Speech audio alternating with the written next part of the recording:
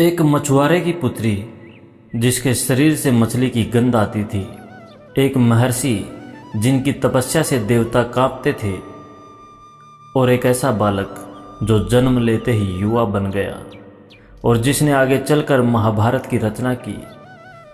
लेकिन आखिर सत्यवती कौन थी? महर्षि पराशर ने उसे ऐसा वरदान क्यों दिया और क्यों नियति ने वेदव्यास को जन्म लेते ही जंगलों में भेज दिया? आज हम जानेंगे उस रहस्य को जहाँ से महाभारत की सबसे महत्वपूर्ण कड़ी शुरू होती है। नमस्कार, भक्ति कथा और कहानी में आपका स्वागत है। पिछले अध्याय में हमने देखा कि कैसे भीष्म ने अपने पिता शांतनु के प्रेम के लिए अपना पूरा जीवन त्याग दिया, लेकिन जिस स्त्री के लिए यह प्रतिज्ञा ली गई उस सत्यवती का अतीत स्वयं एक रहस्य था। सत्यवती साधारण स्त्री नहीं थी, उनका जन्म भी एक विचित्र घटना से हुआ था। बहुत समय पहले चेदी राज्य में एक महान राजा राज्य करते थे, उपरिचर वसु। वे अत्यंत धर्मात्मा और पराक्रमी थे। उनकी तपस्या और धर्म से प्रसन्न होकर इंद्र ने उन्हें दिव्य विमान एक प्रदान किया था। लेकिन नियति उन्हें भी उस दिशा में ले जा रही थी जहाँ से महाभारत की कहानी आगे बढ़ने वाली थी। एक दिन एक विचित्र घटना घटी। राजा उपरिचर वसु का वीर्य एक पक्षी द्वारा ले जाया जा रहा था, लेकिन आकाश में संघर्ष होने के कारण वह यमुना नदी में गिर गया। उसी नदी में एक विशाल मछली रहती थी। उस मछली ने उसे निगल लिया। वास्तव में वह मछली कोई साधारण मछली नहीं थी, वह एक अप्सरा थी जिसे श्राप मिला था। कुछ समय बाद मछुआरों ने उस मछली को पकड़ा। जब उसका पेट चीरा गया तो उसमें से 2 बच्चे निकले, एक बालक और एक कन्या। बालक को राजा ले गए और कन्या मछुआरों के पास रह गई। वही कन्या आगे चलकर कहलाई सत्यवती। सत्यवती अत्यंत सुंदर थी, लेकिन उनके शरीर से मछली जैसी गंध आती थी। इसी कारण लोग उन्हें मत्स्यगंधा कहते थे।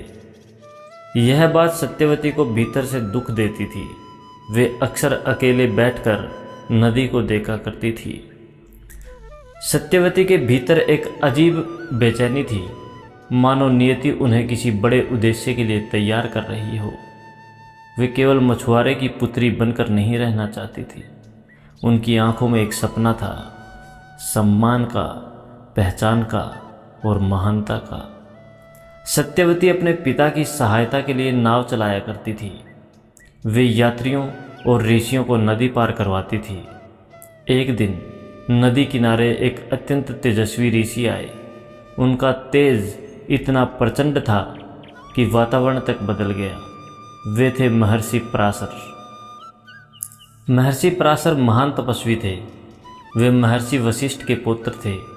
उनका ज्ञान वेदों, ज्योतिष, यज्ञ और दिव्य शक्तियों में अद्वितीय था। जब उन्होंने सत्यवती को देखा तो उन्हें आभास हुआ, यह साधारण स्त्री नहीं है, नियति इसके माध्यम से कुछ महान रचने वाली है। पराशर कहते हैं, पुत्री, मुझे नदी पार करवाओ। सत्यवती ने विनम्रता से उन्हें नाव में बैठाया। नदी शांत थी, लेकिन वातावरण में एक अजीब ऊर्जा थी। नदी के मध्य पहुंचते ही महर्षि पराशर बोले, सत्यवती, तुम्हारे गर्भ से एक महान आत्मा जन्म लेगी। मैं चाहता हूं कि वह आत्मा इसी क्षण पृथ्वी पर आए। सत्यवती भयभीत हो गई। ऋषिवर, मैं अविवाहित हूं। यदि किसी ने देख लिया तो समाज मुझे स्वीकार नहीं करेगा। महर्षि पराशर मुस्कुराए। उन्होंने अपनी योग शक्ति से चारों ओर घना कोहरा फैला दिया। पूरा वातावरण संसार की दृष्टि से छिप गया। फिर उन्होंने सत्यवती से कहा, तुम्हारी पवित्रता अक्षुण्ण रहेगी, कोई तुम्हें दोष नहीं देगा।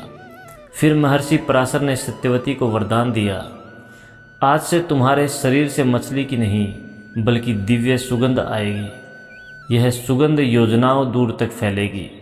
इसीलिए सत्यवती आगे चलकर कहलाई योजनगंधा। उसी द्वीप पर सत्यवती ने एक बालक को जन्म दिया।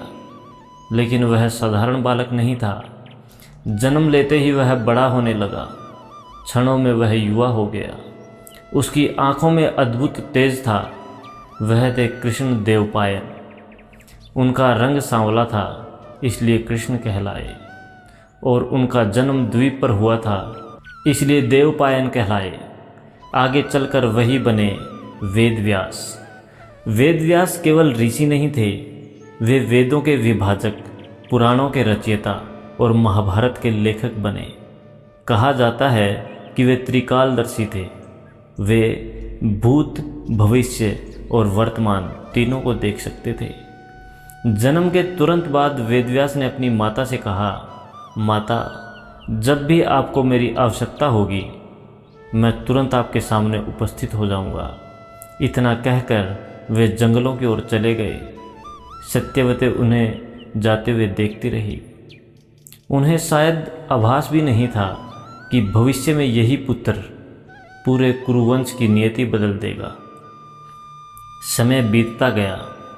सत्यवती अब योजनगंधा बन चुकी थी। उनके शरीर से आने वाली दिव्य सुगंध दूर दूर तक फैलती रही।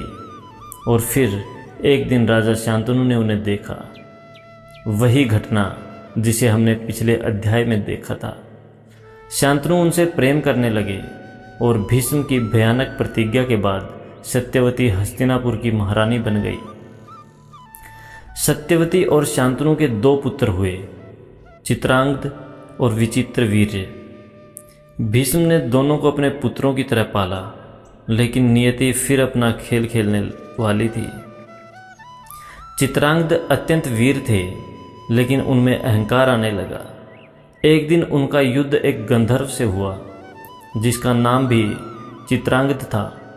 यह युद्ध कई दिनों तक चला। अंततः गंधर्व ने चित्रांगद को मार दिया। हस्तिनापुर शोक में डूब गया। अब छोटा पुत्र विचित्रवीर्य राजा बना, लेकिन वह अभी युवा और अनुभवहीन था, इसलिए भीष्म ने राज्य संभाला। नियति धीरे धीरे अपने जाल बुन रही थी। भीष्म का त्याग, सत्यवती की महत्वाकांक्षा, वेदव्यास का जन्म, इन सब का उद्देश्य केवल एक था, महाभारत की दिशा तय करना।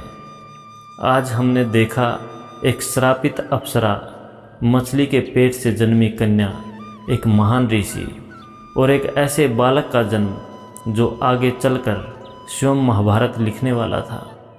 लेकिन अभी संकट समाप्त नहीं हुआ था, क्योंकि हस्तिनापुर का भविष्य अभी भी अधर में था और जल्द ही एक ऐसी घटना होने वाली थी जो पूरे कुरुवंश को विनाश की ओर धकेल देगी। अगले अध्याय में भीष्म काशी की राजकुमारियों का हरण करेंगे।